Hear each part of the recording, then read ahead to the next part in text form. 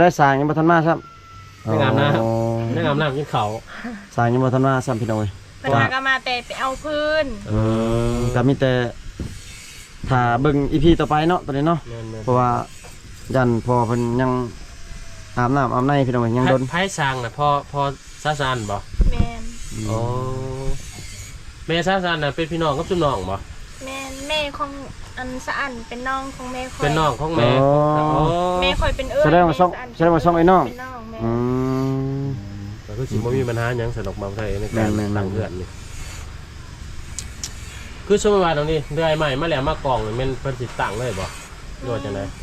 สิตั้งเลยสิตั้งยกเลยเพิ่นพอเขาน้องสะอันนั่นเลยบ่สิเฮ็ดน่ะแม่นในมือตั้ง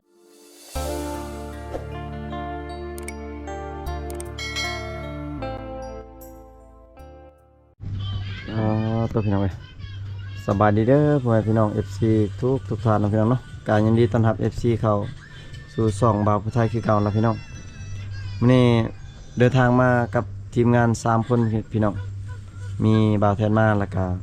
บ่าวไก่พี่น้องมื้อนี้มาเยี่ยมยามน้องสาวดี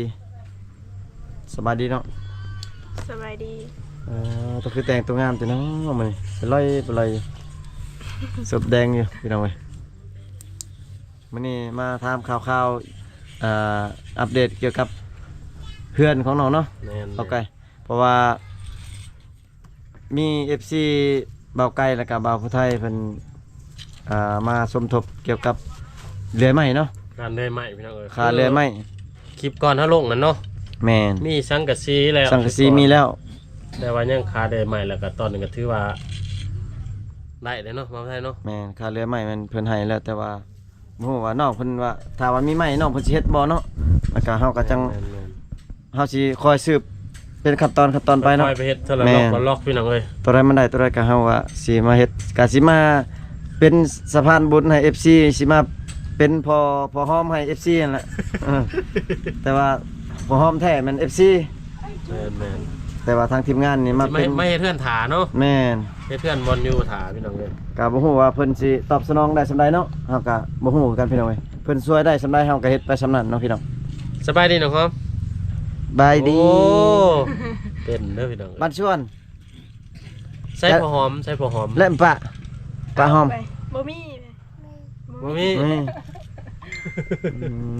พี่น้องบ้านชวน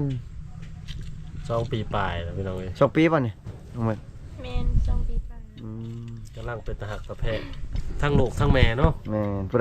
ใดได้ไปถือว่าโชคดีพี่น้องเอ้ยเพราะว่ามีของแถมให้ของแถมกันน่าฮักคือแม่เลยอากาศหนาวยามนี่พี่น้องเอ้ยน้องนอนบ่หนาวบ่น้องดิหนาวบ่นอนผู้เดียวน้องนอนอยู่ห้องนี่ตินี่แม่นห้องก็ขาดเลยพี่น้องผู้เป็นปองอยู่บ่หนาวบ่น้องหนาวเนาะหนาวเนาะเบิ่งเนาะหนาวกับกอดลูกเลยเนาะกอดหอมยังบ่มีบ่คู่กอดน่ะยังโสดคือเก่าบ่น้องแม่นตัวพี่น้องคือบ่หาสักคนกอดหาอยู่แต่บ่มีผู้ใดได้ไปนี่ถือว่าได้อุ่นแน่นอนกอดน้องดีเพราะว่าโตเพิ่นเป็นคนเต็มคนเต็มนิดนึงพี่น้องกอดกับอุ่นพี่น้องเว้ยแม่ยังคือปกไว้น้องดิมันเป็นมีผู้บ่าวบ่อยู่ไหนนะบ่มียันกูยาเขายันลมยันลมเขามีฝุ่นเขาเนาะแม่นประตูห้องเพิ่นทันสมัยพี่น้องบ่ได้เปิดพัดลมที่นอนอันนี้เนาะหนาวๆนี่เนาะบ่ได้เปิดแล้วจุ่มนอนกลางมุ้งบ่นอนกลางมุ้งยันว่าบ่กล้าเพราะว่ายุงลายพี่น้องก็ยามนี้กลางมุ้งเป็นอะไรอันสร้างผู้สิเรือยใหม่นะน้องดีมีแล้วบ่มีแล้วเนาะเพิ่นอยู่ในบ้านนี่บ่หรือว่าอยู่ทางไหนอยู่ในบ้านนาบ้าวข่อยเองนาบ้าวเนาะโอ้แสดงว่าในภายในบ้านนี่เพิ่นรับจ้างได้ไหมบ่หรือว่าแบบใดแม่นแบบว่าเพิ่นรับจ้างแม่นเขาเจ้าผู้ที่จะเฮ็ดเรือนนั้นเขาจ้างคนนาบ้าวเนี่ยอ๋อจ้างได้ไหมบัดเราเป็นช้างเลยบ่เป็นช้างอีกเพิ่นไม่เท่ากับเพิ่นเลยเฮ็ดคือสิสบายอยู่ซั่นบ่ได้เนาะแม่นๆเฮ็ดก็เป็นอันเพิ่นเอาค่าสร้างค่าเรือยเท่าไรน้องเพิ่นว่า2 ต้น สร้างเป็นเฮือนเลยหรือเป บ่ ล่า เรือใหม่หั่นนะเรือใหม่ นะ เรือราคาเรือใหม่เฮาเว้าก่อนชุดก่อนเนี่ยเท่าไหร่เพิ่นว่า 4 ล้าน อืม มีแต่ไม้เส้นเนาะ อืม บ่มีผู้ร่วมไม้แป้นนะพ่อใช่ ในรูปให มีแต่ไม้เส้นเนาะ4ล้านบ่เพิ่นว่า แม่น ซ้ำบ่กลายอันบ่แม่นอัน ค่าน้ำมันนี่แบบ ซ้ำนั่นบ่ รวมเบิด และไม้เส้นทั้งเบิดน่ะเพิ่นไล่เพิ่นน่ะเพราะว่าเพิ่นโทรหาน่ะแม่นประมาณ30โตพี่น้องเอ้ยในเฮือนหาคูณ7นั่น ประมาณ3-4ล้านเนาะ ก็สิซ้ำหลังเก่านี่แหละพี่น้องเอ้ย แม่นเฮ็ดซ้ำนี่แหละ เอาซ้ำเก่าเลยถ้าว่า ยาว7เมตรกว้าง5เมตรพี่น้อง ถ้าว่าคือเฮาได้เอาขึ้นแล้วก็ได้มุ้งเรียบร้อยแล้วก็เฮาเอาแป้นตัวนี้ไปปูมันบ่ยังบ่ฮู้ เบิ่งตามสภาพตัวจริงเนาะให้มันลุกขึ้นแต่ว่าคันบ่มีไม้แป้นแท้ๆก็จำเป็นนะคันว่านี่ยังสิได้มางอยู่ในเฮือนหลังนี้แม่นบ่น้องนี่ แสดงว่าคันบ่มีไม้แป้นอันนี้ก็จะเป็นได้เอาไม้แป้นตัวนี้ แล้วก็มีแต่ให้เพิ่นเลื่อยไม้พา แต่ว่ามีเงินก็อยากได้แบบอยากได้เป็นไม้เลย เดี๋ยวแป้นปูใหม่เลย แบบอยากให้มันใหม่เลยเนาะ อืม ทำอะไรเงิน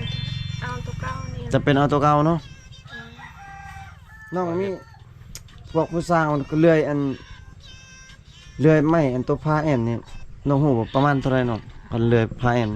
ยังบ่ฮู้คือกันเพราะว่าน้องบ่เคยเฮ็ดเรือน อืม ใช่ ยังบ่เคยเนาะ เขาแม่น น้องถามแล้วบอกอันช่วยเด้อ โดย เพราะว่า หรือบอกก็สร้างมา มี FC แล้ว ของ เขาถามสร้างนะ มี FC เพิ่นถามมาแล้วว่าอยากฮู้ราคามันว่าเท่าไหร่ อืมก็ถ้าว่าแบบคำว่าผู้สร้างเรือนนั้นอยู่เรือนจะได้กะให้เขาร่วมกันจุอ้าย เพราะว่า นั่นแหละว่าช่วยมาก็จะร่วมกันแล้ว เพราะว่า ให้แบบให้มันชัดเจนนะว่าน้องกับบ่เคยเฮ็ดเรือนนะ เลื่อยไม้เส้นนี่เฮาสมทบกันแล้วเนาะได้แล้วไม้เส้นช่วย FC ของเบาไก่แล้วก็ FC ของอ้าย แล้วก็สิบอกกันใช้แนวอื่นอีก แม่นโตซื้อตะปอกตะปูอีกถ้าว่าอันนั้นเนาะแต่ว่าไม้พาไม้แอมนี่ก็มีแต่ถามอยากรู้ราคาก่อนว่าราคาถูกเท่าใด เป็นไปได้ก็สิสมทบกันอีก แม่นถ้าว่าเพิ่นช่วยได้ก็แล้วแต่เพิ่นเนาะเพิ่นช่วยได้สำาใดเฮาก็เอาสำนั้น หรือสิเอาฟ้าเก่านี่ว่าไปแอบ มันกรุงเทพ สมมุติว่า เพื่อนบ่งามๆเนาะไปแอบมา สมมุติว่าอ่าไม้แป้นบ่มีแท้ๆนี่เอาผ้าไม่เหี้ยก็ได้บ่แบบน่ะแบบเพื่อนเขาเจ้าน่ะแบบมันก็ได้บ่แต่มันใหม่ผ้าแบบน่ะได้บ่ได้เนาะแบบเฮาแก้ไขกันก่อนเนาะ มันแหงตันล่มดีได้เห็นไหม ตอนนั้นคักอยู่แต่มันอันนั้นอยู่พี่น้อง มีบ่ภายในเมืองเขาขาย มีแผ่นแสนห้า อืม ข่อยอันแล้วเพิ่นถามมันนั่นเพิ่นกันว่า จักเม็ดแค่นั้นน่ะจักเม็ดคุณจัก ยังบ่ฮู้เลยนะเป็นเขาเอาลง เขาขาย นี่อยู่พี่น้องเลย มีผ้ากระแตะตัวเขาเจ้าคายนะพี่น้องเอ้ยแต่ว่าเฮาเบิ่งแบบเบิ่งราคาสร้างแบบไม้แป้นตัวเขาเลื่อยไม้ฟ้าก่อนว่ามันราคามันเฮ็ดได้บ่เนาะ แม่น ถ้าว่า FC มันว่าเฮ็ดได้ก็เลื่อยเลย ถ้าสมมุติว่างบซ้ำนี้ อืม ถ้าจะไปเดือยไม่แป้นเพราะว่ามันบ่พอหรือว่าได้น้อยหนึงก็เฮาไปซื้อฟ้าดีกว่า แม่นชื่อผ้ากระแตะมาใส่ก็โอเคแม่นบ่ครับว่า ก็สิแม่นความเจ้านะ เพราะว่าตัวนี้มันจะงบเฮาก็น้อยใส่น้อยเนาะถ้ามันเลื่อยไม้แป้นนี่เฮาจ้างเขาเจ้านี่คือสิแพงอีกเด้ อืม เห็นบ่ ไม่เซ็นมันก็ยัง อืม 3-4ล้านนะพี่น้องเอ้ย แม่น 30โตแต่บ่ว่าระหว่างเดือยไม่เซ็นก็ไม่แป้นตัวได้ยากตัวได้ง่ายบ่น้องดิตัวได้ยากตัวได้ง่าย เลื่อยไม้เส้นเลื่อยไม้เส้นกับเลื่อยไม้แป้นตัวได้หยังยังบ่ฮู้เลยเนาะเพราะว่าแม่นสร้างนะน้องเนาะ มีแต่สร้างเพิ่นอยู่บ่ตอนนี้น้องดิ อยู่เฮือนบ่โอ้ให้ไปนำเอาเพิ่นได้บ่ ไอ้สะอันไปเอาให้กระเจยสะ เออ ลงมาแล้ว ไปสะอันไปเอา อันนี้ปุญญาไปอันนี้อันเป็นพวกกินปีเฮา อ่ะปรัวปรัว อืม โอ้พอดีนะพี่น้อง ให้น้องสะอันไปเอา ในหัวต้องกันรายละเอียดเนาะ แม่น แล้วก็มื้อนี้ก็คือสิว่าสิมาเอาเงินมาให้เพิ่นซื้อน้ำมันก่อนพี่น้อง แม่นสิเอาเงินมาให้เพิ่นสร้างไปซื้อน้ำมันซื้อลีนซื้อหยังเลยให้เพิ่นเลื่อยเลยเนาะ แม่น ถ้าเวลาเพิ่นเลื่อยแล้วทางทีมงานจะเอาเงินมาจ่ายให้เนาะทางสร้างเนาะ ครบเลย จ่ายครบไปเลย น้องดิ เขาตัดแล้วบัด แม่นช่วยสิมาจ่ายเงินเลย ตัดแล้วเพิ่นค้นมาไว้บอนสิตั้งนั่นติ แม่น อืม มันเฮ็ดซอยเลยนะ เบาแล้วเพิ่นบ่เลย ไม่อยู่ใกล้ๆบ่หรือว่าใกล้ น้องโมโห ยังเอ้า มีแต่พอเลย มันยินพอมานี่ค่ะร่างกายของเหียนปานนี้ก็ พาเพิ่น โซนบ้าน ให้เพิ่นพาไปเบิ่งพา FC ไปเบิ่งไม้จะน้อยได้บ่ได้อยู่เด้เนาะ ได้อยู่กับเพิ่นจักบอล อ๋อแล้วฮู้จักบ่สร้างบ่เนาะ สร้างแล้วบ่จักซะ ไม่พักไม่ อ๋อ ได้พอ โอ้ พ อยังขับไปหุดข้าวยันฝนตก แต่แม่น ตอนแรกแล้วมาบ่ พอแม่นแล้วมั้ง เราไม่ได้นอนพุ่นติ ประมาณ3 โมงเราก็มา อ๋อพอดีพอดีอืม เดี๋ยวนี้มีแต่สิให้ FC เบิ่งเลยนะว่าใหม่ซ้ำนี้หรือว่า แม่นๆ เรื่อยๆอยู่ไกลซ้ำใดนะ ได้สร้างยังบ่ทันมาครับ ไม่งามนะไม่งามน้ำกินเขาว สร้างยังบ่ทันมาซ้ำพี่น้องเอ้ย เพิ่นมาก็มาแต่ไปเอาพื้น ก็มีแต่ถ้าเบิ่ง EP ต่อไปเนาะตอนนี้เนาะ แม่น เพราะว่ายันพอเพิ่นยังอาบน้ำอาบในพี่น้องเอ้ยยังโดน ไผสร้างน่ะพอซาซานบ่ แม่น อ๋อแม่ซาซานน่ะเป็นพี่น้องกับซุน้องบ่ แม่นแม่ของอันสะอันเป็นน้องของแม่ข่อย เป็นน้องของแม่ อ๋อ อ๋อ แม่ข่อยเป็นเอิ้น แสดงว่าช่องไอ้น้อง เป็นน้องแม่ อืม ก็คือสิบ่มีปัญหาหยังสนอกมาไทยในการ แม่นๆ ตั้งเรือนนี่คือสมมุติว่าตรงนี้เดือยใหม่มาแล้วมากองนี่แม่นเพิ่นสิตั้งเลยบ่โดดจังได๋ สิ สิตั้งให้เลย สิ เนาะ ตั้งยกเลยเพิ่นพอเขาน้องสะอันนั่นเลยบ่สิเฮ็ดน่ะ แม่น อืม ในมือตั้งนั้นมีแต่หาคนยก2ยกเสาบ่หรือเรามีทีมงานแล้วบ่ บ่แบบ จอดวันพี่น้อง แม่นไปบอกคนแถวบ้านเขาเจ้าก็เฮ็ดซอย อืมก็ดีแล้วก็แบบนั้นเนาะ แบบเคยเห็น เออมันเคยแบบนั้นเนาะ ฮ็ดซอยแม่น มีแต่บ่มีค่าจอจ้างเนาะมีแต่อาหารบ่ อาหารการกิน มีแต่อาหารการกินนั่นแหละ มีแต่กันเรื่องอาหารชุมาสิจัดการให้มือมาตักมือหยังกันนะซีนจัก2 โลก็ลาบก็พ่ออยู่ที่พ่อบ่ บ่ฮู้เถอะยังกฎ ยัน หมายเบิ่ ยั ง นบ่พอดอก แต่ก็ต้องเบิ่งว่าสิ ยังหาเบิ่งบ่ฮอดมื้อพุ่นแล้วฮอดมื้อมันจังหาเบิ่งบ่ได้ บ่มีเงินหลายก็ซื้อปลาเอาก็ได้ อืม 3 โลก็ได้เขาเฮ็ดลาบก็หลาย แม่น แม่นละลาบปลาพี่น้องเอ้ย เป็นหลับปลาเอา 60,000เนาะ ส่วนหลายแม่นแหละลาบปลาเขาเจ้าแท้นอกกันมุ่งเฮือนมุ่งซ่านส่วนหลายลาบปลาเขาเจ้ากิน ดินบ่อันน้องว่าสิตั้งถ้าว่าสิตั้งนี่ดินกว้างบ่น้องบ่ได้กว้าง ซ้ำ พอตั้งได้สำ พอมีเทื่อน อ๋อ เนาะ กระยานมันใครเนี่ยกะแสดงว่าบอลนี่บ่ได้อยู่เลยเนาะมากออกแล้วไปอยู่บอลใหม่ ถ้าว่าได้มากก็บ่ได้อยู่แล้วอยู่นี่อยู่บ่ได้แล้วกันมากแล้วเนาะ เพราะว่าเพิ่นว่าสิ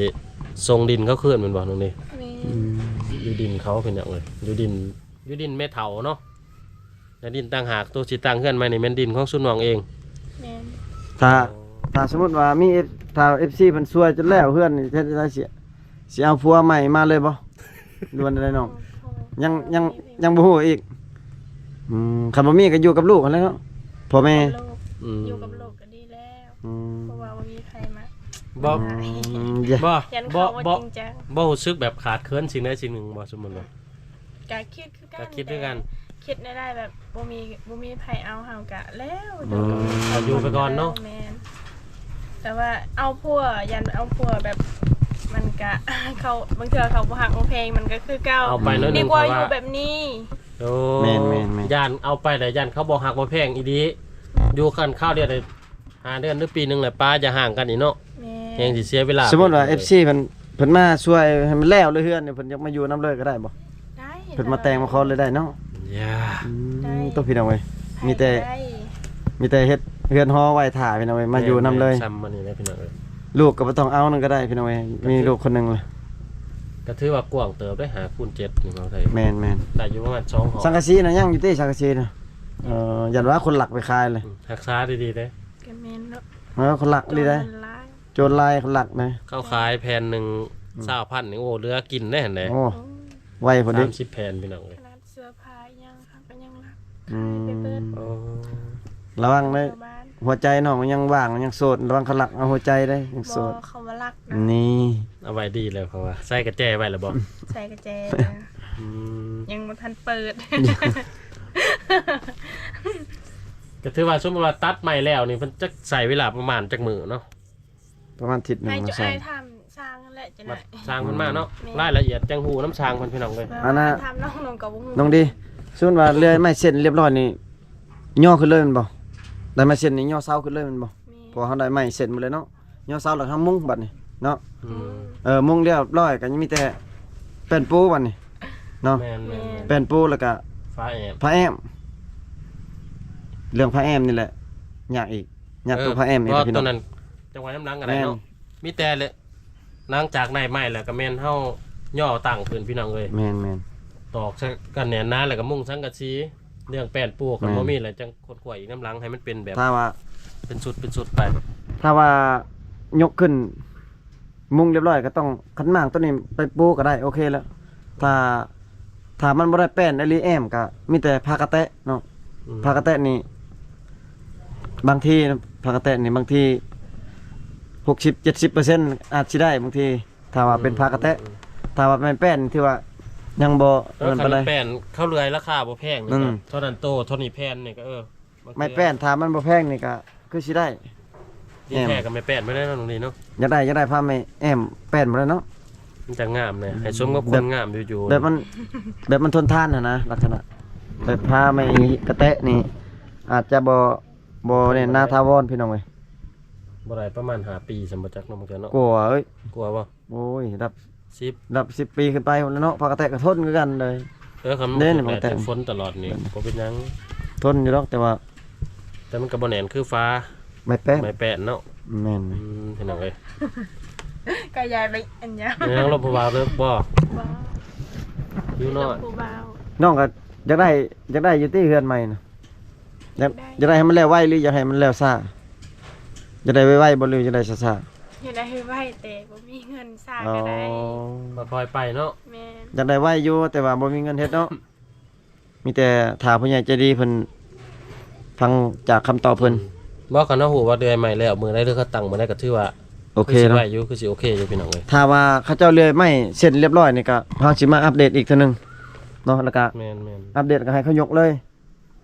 เนาะ ๆหลังจากนั้นก็พอได้ถามมันว่ามื้อใดเพิ่นสิยกหรือเพิ่นสิตั้งเฮือนเนาะ แม่น แต่ทีมงานเฮาสิออกมาอีกเทื่อนึงพี่น้องเอ้ยอาทิตย์หน้าน่าจะเป็นไปได้อยู่อาทิตย์หน้าคิดว่ากันเพิ่น5มื้อ5วันได้ ๆเพราะว่าอาทิตย์นี้แม่นอาทิตย์หน้านี่ให้เพิ่นเลื่อยอาทิตย์ต่อไปเพิ่นแล้วก็สินั่น อืม อาทิตย์หน้าเพิ่นเลื่อยเด้ ที่นี่นะเพิ่นจะเดือยที่ อื นี่ ม เนาะ แม่น แต่ที่นานะจะเป็นตั้งเฮือนพี่น้องเอ้ยจังถาเบิ่งอ้ํกันเฮาทีมงานเฮาสิมาอัปเดตแต่ละน้อยละน้อยให้เบิ่งว่าตอนนี้มีแล้วใหม่ที่ว่าราคาเดือยใหม่สังกะสีก็มีราคาเดือยใหม่ก็มี แม่นๆยังแต่กับค่าสร้างเล็กๆน้อย อืม ๆค่าสร้างเล็กๆน้อยๆกับพาไม่แอม แม่น แอมฟ้าพี่น้องเอ้ย ก็คืออยากบอกก็ไปก็มา อื เนาะ มแม่นจากถามกันไปกันมาเนาะว่าโอ้พี่น้องเอ้ยถ้าว่าว่าผิดพลาดประการใดก็ขอโทษขออภัยพี่น้องเอ้ยเนาะเพราะว่าเฮาถามก็เกี่ยวไปเกี่ยวมาเนาะ ตื่นเต้นก็ดีใจน้ำหนองอะนะ แม่น ที่ว่า ยัน เฮามาทายแล้วมี ผู้ใหญ่ใจ ผู้ ดี ใหญ่ ไป ใจ เนาะ ดีเพิ่นเห็นมุกเห็นใจเพิ่นอีดูสงสาร แม่นเพราะว่าน้องเพิ่นสิได้เฮือนใหม่เนาะ แม่น อืมพี่น้องเอ้ย แต่ตะกี้บ่เฮาบ่อยากเชื่อว่าเพิ่นอยู่นี่เด้ แม่น ถามไปถามมาอยู่บนนอนจนฮอดห้องนอนพี่น้องก็ถามตะกี้กันไทยเบิ่งคลิปติดตามทีมงานนำมาแต่รุ่น คลิปแต่โดนๆแม่นเข้าฮอดบ่นอนแล้วก็พาเพิ่นไปป่าพร้อม แต่รุ่นบุกเบิก แม่น พี่น้องเอ้ย เพื่อน่ะไป บุกเบิกรุ่นบุกเบิกพี่น้องเอ้ย ไอ้ต้นทุกคนก็ดีใจ ขุด นะ คนมา แต่ทำอิดพี่น้องเอ้ยน้องซาวดีนี่เนาะ เพื่อนสาวโสด ไอ้บ่อยากเสื้อสายตา แต่รุ่นตำอีทตะหมอเนาะเอาได้นะ แม่นเพราะว่ามาหาน้องก็ตะกี้โอ้ยน้องเพิ่นงามเด้อตะกี้เด้ เนี่ยนี่ได้ซะ เดี๋ยวนี้ก็ยังงามกว่าเก่าอีกอันนี้ ก็ถือว่าดีขึ้นพัฒนาขึ้นเนาะ แม่น ทีมงานเราก็สังเกตตลอด FC เพิ่นก็สังเกตเลย ทั้งงามขึ้นแล้วก็ทั้งสิได้เฮือนใหม่อีกเนาะจักโอ้ ยังขา ดี ด ใจน้ สิ่ง อง หนึงคันว่าได้เฮือนเนาะตรงนี้เนาะ แม่ ขาดแต่พอหอมเพิ่นว่า ๆเยี่ย ยังได้อยู่ติ ถึงได้ ยังได้อยู่เนาะ ถึงได้แห้ง หนาหนาวเลยพี่น้องเอ้ยลมบ่อยๆเพิ่นว่าบ้านเพิ่นสาวโสดหลายมันก็เริ่มหนาวเป็นพิเศษมื้อนี้เพิ่นว่า แต่ว่ามีคนกอดคือสิอุ่นเนาะ เนี่ยพี่น้องเว้ยคลิปนี้ก็ถามน้องเพิ่นไลน์เลยเนาะก็คือ FC ที่ได้เห็นอยู่ในคลิปนั่นแหละน้องๆดีเนาะ แม่ เพิ่นว่าสิได้เฮือนใหม่มีผู้ใหญ่ใจะดีเพิ่นช่วยพี่น้องเว้ยเนาะก็ถ้า FC ท่านใดอยากช่วยอยากเหลือก็มีแต่ทักหาทางทีมงานเฮาพี่น้องเว้ยเนาะฝาก FC เป็นกำลังใจให้ทางทีมงานเฮาแล้วก็สิมาอัปเดตเป็นขั้นตอนไปพี่น้องเว้ยอยู่ดีมีแฮงเบิดสุขสุขคนพี่น้องบ๊ายบายแน่เนาะ บ๊ายบาย